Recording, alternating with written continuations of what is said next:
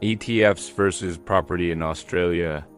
Every Aussie has an opinion, but today I'm showing you the actual numbers.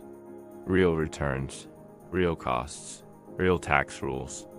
By the end of this video, you'll know exactly which one builds wealth faster and which one is better for you. Let's get into it. Let's start with the truth about Aussie property returns. We're talking real data here. According to CoreLogic and the Australian Bureau of Statistics, the Australia-wide average property growth over the last 30 years is about 6.3% per year. For capital cities, it's closer to 7%, and for regional Australia, it's around 5%. And this is this is the growth before you take out all the costs. And the hidden costs of property are what most Aussies forget. First up, you've got stamp duty, which can be anywhere from $20,000 to over $60,000.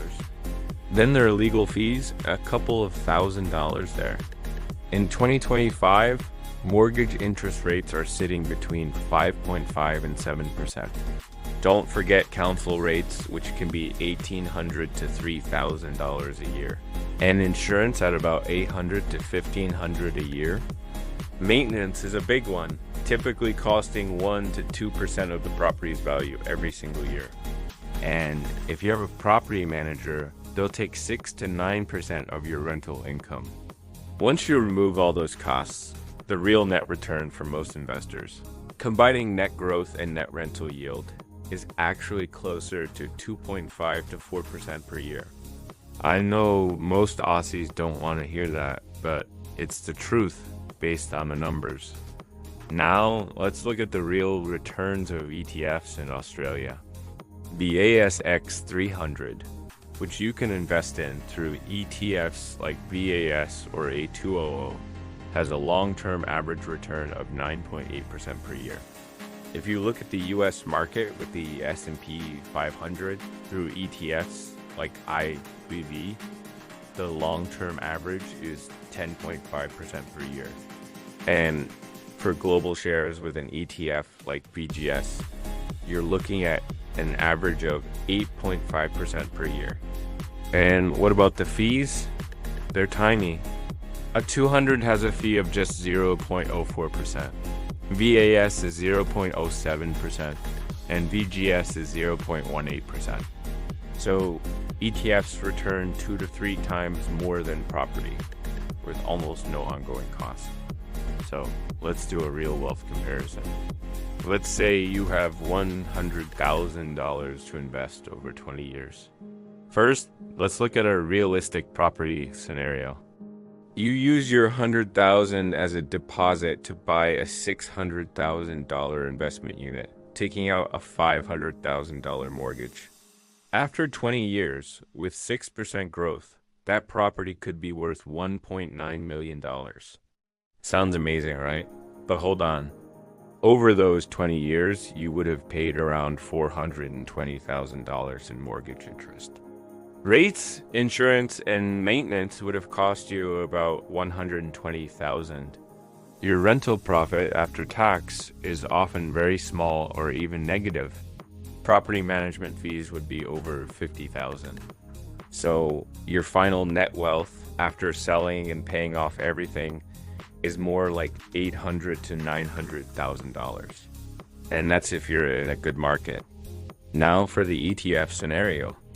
You invest that same $100,000 into a mix of Australian and global ETFs, like a 200 and VGS, and you decide to add just $500 a month.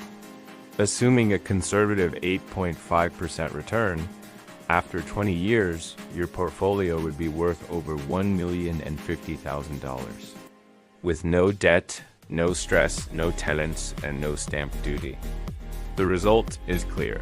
For most Aussies, ETFs build wealth faster than property on a pure numbers basis. But the story isn't finished. Here's where property fights back with its one major advantage, leverage. With that $100,000 deposit, you get to control a $600,000 asset. So if that property grows by 6%, you're getting 6% growth on the full 600,000, not just your initial 100,000. This is why property has traditionally made average Aussies rich, while ETFs tend to make financially educated Aussies rich. They are just different engines, leading to different outcomes. So, which one actually builds wealth faster? Here's the honest answer. If you want the fastest possible wealth growth based on pure returns, ETFs win. They offer higher returns, low costs, and are relatively stress-free. But if you want to build big long-term wealth using the power of leverage, property wins, but only if you pick the right suburb and have the cash flow to support it. If you want a low-stress path to passive income, ETFs win again. If you need a system of forced savings and discipline, property is great because you have to make those mortgage payments. For global diversification, ETFs are the clear winner. And what about tax benefits? Property offers negative gearing, depreciation, and capital gains tax discounts. But ETFs also have a 50% capital gains tax discount, plus you avoid land tax, upkeep costs, and you get instant diversification. So, what's the practical strategy that most successful Aussies actually use? It's a winning hybrid model. First, they buy one good quality property early in life, ideally before they turn 40. Not 10 properties, just one. Second, they invest everything else into a portfolio of low-cost ETFs, like a 200, VGS, and IVV. Low fees mean higher long-term returns. And third, they use their superannuation as a third wealth-building engine. Typically in a high-growth option, which can return 7 to 9% long-term. This hybrid model works because you get the best of all worlds. Property gives you that powerful leverage.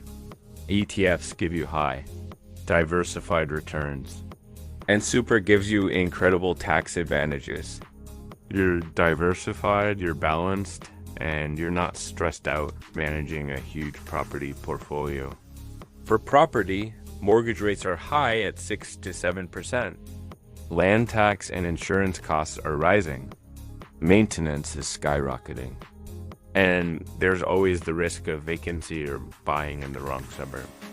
For ETFs, the main risks are market volatility, the fact you can't use leverage, and you need the emotional discipline to not sell during a downturn. So, what's the final answer? If you want the fastest wealth growth in Australia today, the numbers are clear. ETFs outperform property on a pure return basis. If you want the most wealth by using leverage, then one properly chosen property plus a solid ETF portfolio is the winning combination. And if you want the lowest stress path to becoming a millionaire, ETFs alone win easily. For 90% of Aussies, the best answer is not either or. The best answer is one property plus ETFs plus super.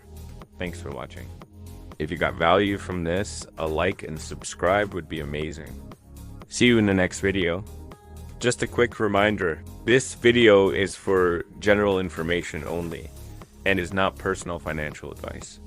Always speak to a licensed financial advisor before making any investment decisions.